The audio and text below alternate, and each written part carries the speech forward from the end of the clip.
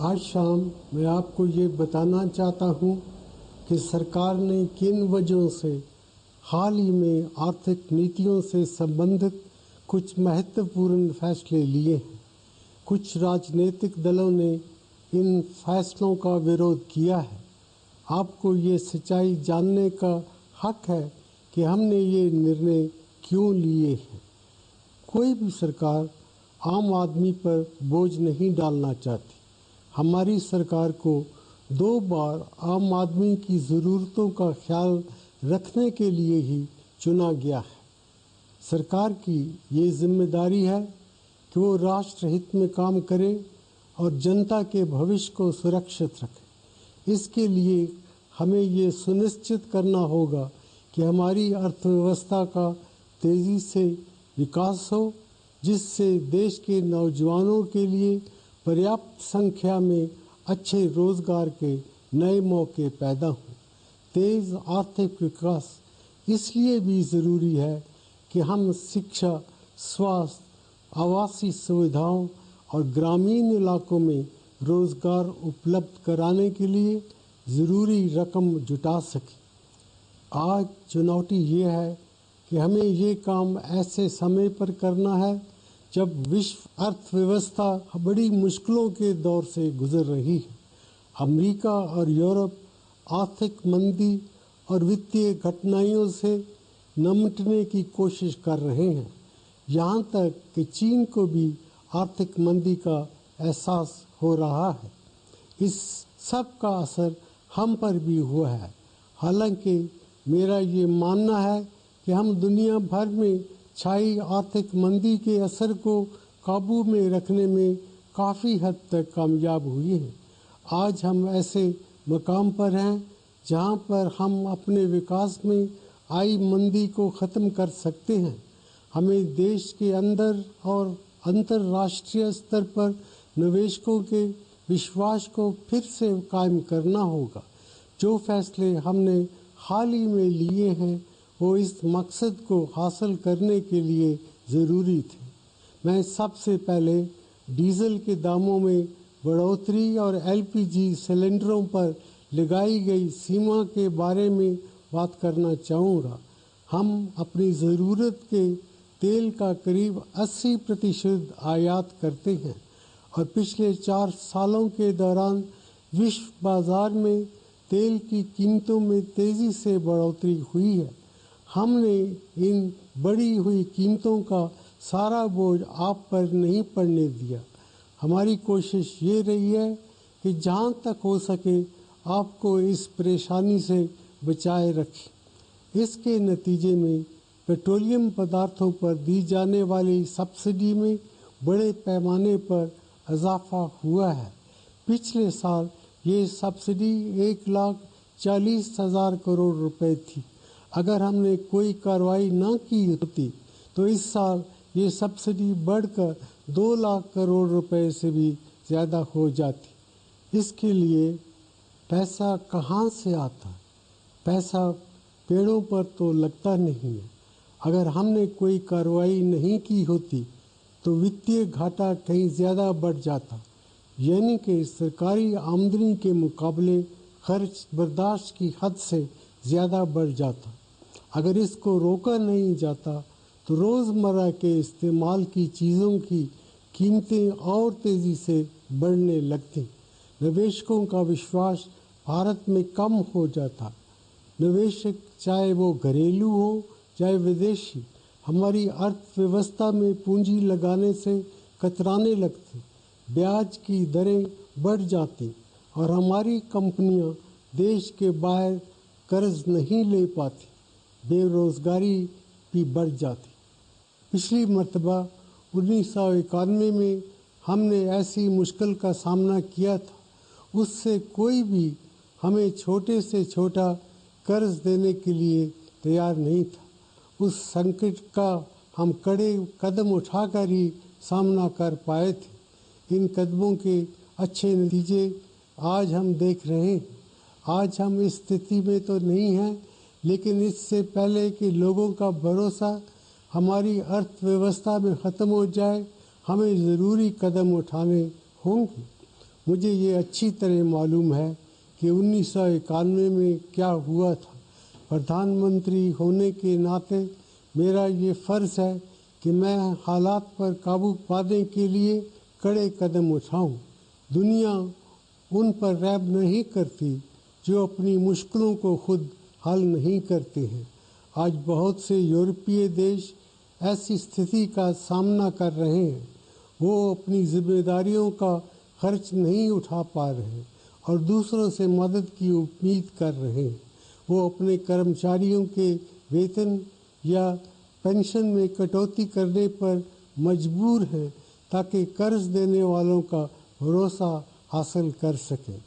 मेरा पक्का इरादा है कि मैं भारत को इस स्थिति में नहीं पहुंचने दूंगा, लेकिन मैं अपनी कोशिश में तभी कामयाब हो सकूंगा जब आपको ये समझा सकूं कि हमने हाल के कदम क्यों उठाए हैं। डीजल पर होने वाले घाटे को पूरी तरह ख़त्म करने के लिए डीजल का मूल्य 17 रुपये प्रति लीटर बढ़ाने की ज़रूरत थी, लेकिन हमने सिर्फ 5 रुपये प्रति लीटर मूल्य वृद्धि की है। डीजल की अधिकतर खपत खुशहाल तबकों, कारोबार और कारखानों द्वारा इस्तेमाल की जाने वाली बड़ी कारों और एसयूवी के लिए होती है। इन सब को सब्सिडी देने के लिए क्या सरकार को बड़े वित्तीय घाटों को बर्दाश्त करना चाहिए? पेट्रोल के दामों को न बढ़ने देने के लिए हमने पेट्रोल पर टैक्स 5 रुपये प्रति लीटर कम किया है। ये हमने इसलिए किया कि स्कूटरों और मोटरसाइकिलों पर चलने वाले मध्य वर्ग के करोड़ों लोगों पर बोझ और ना बढ़े। जहाँ तक एलपीजी की बात है, हमने एक साल में रियायती दरों पर 6 सिलेंडर की सीमा तय की है। हमारी आबादी के करीब आधे लोग, जिन्हें सहायता की सबसे ज़्यादा ज़रूरत है, साल भर में 6 या इससे कम सिलेंडर ही इस्तेमाल करते हैं। हमने इस बात को सुनिश्चित किया है कि उनकी ज़रूरतें पूरी होती रहें। बाकी लोगों को भी रियायती दरों पर 6 सिलेंडर मिलेंगे, पर इससे अधिक सिलेंडर के लिए उन्हें ज़्यादा कीमत देनी होगी। हमने मिट्टी के तेल की कीमतों को नहीं बढ़ने दिया है, क्योंकि इसका इस्तेमाल गरीब लोग करते हैं।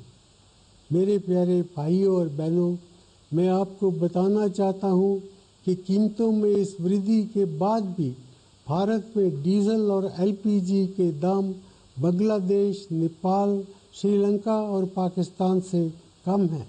फिर भी पेट्रोलियम पदार्थों पर कुल सब्सिडी 160,000 करोड़ रुपए रहेगी। स्वास्थ्य और शिक्षा पर हम कुल मिलाकर इससे कम खर्च करते हैं। हम कीमतें और ज़्यादा बढ़ाने से रुक गए, क्योंकि मुझे उम्मीद है कि तेल दामों में गिरावट आएगी। मैं खुदरा व्यापार यानी रिटेल ट्रेड में विदेशी निवेश की अनुमति देने के फैसले का जिक्र करना चाहूँगा। कुछ लोगों का मानना है कि इससे छोटे व्यापारियों को नुकसान पहुँचेगा। ये सच नहीं है। संगठित और आधुनिक खुदरा व्यापार पहले से ही हमारे देश में मौजूद है और ये बढ़ रहा है। हमारे सभी खास शहरों में बड़े खुदरा व्यापारी मौजूद हैं। हमारी राष्ट्रीय राजधानी दिल्ली में अनेक नए शॉपिंग सेंटर हैं, पर हाल के सालों में यहाँ छोटी दुकानों की तादाद में भी 3 गुना बढ़ोतरी हुई है। एक बढ़ती हुई अर्थव्यवस्था में बड़े एवं छोटे कारोबार दोनों के बढ़ने के लिए जगह रहती है। ये डर बेबुनियाद है कि छोटे खुदरा कारोबारी मिट जाएंगे। हमें ये भी याद रखना चाहिए कि संगठित खुदरा व्यापार में विदेशी निवेश की अनुमति देने से किसानों को लाभ होगा। हमने जो नियम बनाए हैं उनमें ये शर्त है कि जो विदेशी कंपनियां सीधा निवेश करेंगी उन्हें अपने धन का 50% हिस्सा नए गोदामों, कोल्ड स्टोरेज और आधुनिक ट्रांसपोर्ट व्यवस्थाओं को बनाने के लिए लगाना होगा। इससे ये फ़ायदा होगा कि हमारे फलों और सब्जियों का 30% हिस्सा जो अभी स्टोरेज और ट्रांसपोर्ट में कमियों की वजह से ख़राब हो रहा है, वो उपभोक्ताओं तक पहुंच सके। बर्बादी कम होने के साथ साथ किसानों को मिलने वाले दाम बढ़ेंगे और उपभोक्ताओं को चीज़ें कम दामों पर मिलेंगी। संगठित खुदरा व्यापार का विकास होने से अच्छी किस्म के रोजगार के लाखों नए मौके पैदा होंगे। हम ये जानते हैं कि कुछ राजनीतिक दल हमारे इस कदम से सहमत नहीं है, इसीलिए राज्य सरकारों को ये छूट दी गई है कि वो इस बात का फैसला खुद करें कि उनके राज्य में खुदरा व्यापार के लिए विदेशी निवेश आ सकता है या नहीं। लेकिन किसी भी राज्य को ये हक नहीं है कि वो अन्य राज्यों को अपने किसानों, नौजवानों और उपभोक्ताओं के लिए बेहतर जिंदगी ढूंढने से रोके। 1991 में जब हमने भारत में उत्पादन के क्षेत्र में विदेशी निवेश का रास्ता खोला था तो बहुत से लोगों को फिक्र हुई थी। आज भारतीय कंपनियां देश और विदेश दोनों में विदेशी कंपनियों से मुकाबला कर रही हैं और अन्य देशों में भी निवेश कर रही हैं। इससे भी महत्वपूर्ण बात यह है कि विदेशी कंपनियां इंफॉर्मेशन टेक्नोलॉजी, स्टील एवं ऑटो उद्योग जैसे क्षेत्रों में हमारे नौजवानों के लिए रोजगार के नए मौके पैदा करा रही हैं। मुझे यकीन है कि खुदरा कारोबार के क्षेत्र में भी ऐसा ही होगा। मेरे प्यारे भाइयों और बहनों, यूपीए सरकार आम आदमी की सरकार है। पिछले 8 वर्षों में हमारी अर्थव्यवस्था 8.2% प्रति वर्ष की रिकॉर्ड से बढ़ी है। हमने ये सुनिश्चित किया है कि गरीबी ज़्यादा तेज़ी से घटे, कृषि का विकास तेज हो और गांव में भी लोग उपभोग की वस्तुओं को ज़्यादा इस्तेमाल कर सकें। हमें और ज़्यादा कोशिश करने की ज़रूरत है और हम ऐसा ही करेंगे। आम आदमी को फ़ायदा पहुंचाने के लिए हमें आर्थिक विकास की गति को बढ़ाना है। हमें भारी वित्तीय घाटों से भी बचना होगा ताकि भारत की अर्थव्यवस्था के प्रति विश्वास मजबूत हो। मैं आपसे ये वादा करता हूँ कि देश को तेज़ और इंक्लूसिव विकास के रास्ते पर वापस लाने के लिए मैं हर मुमकिन कोशिश करूँगा, परंतु मुझे आपके विश्वास और समर्थन की ज़रूरत है। आप इन लोगों के बहकावे में ना आए जो आपको डराकर और गलत जानकारी देकर गुमराह करना चाहते हैं। 1991 में इन लोगों ने इसी तरह के हथकंडे अपनाए थे। उस वक्त भी वो कामयाब नहीं हुए थे और इस बार भी वो नाकाम रहेंगे। मुझे भारत की जनता की सूझबूझ में पूरा विश्वास है। हमें राष्ट्र के हितों के लिए बहुत काम करना है और इसमें हम देर नहीं करेंगे। कई मौक़ों पर हमें आसान रास्तों को छोड़कर मुश्किल राह अपनाने की ज़रूरत होती है। ये एक ऐसा ही मौका है। कड़े कदम उठाने का वक्त आ गया है। इस वक्त मुझे आपके विश्वास, सहयोग और समर्थन की ज़रूरत है। इस महान देश का प्रधानमंत्री होने के नाते मैं आप सभी से कहता हूँ कि आप मेरे हाथ मजबूत करें ताकि हम देश को आगे ले जा सकें और अपने और आने वाली पीढ़ियों के लिए खुशहाल भविष्य का निर्माण कर सकें। जय हिंद।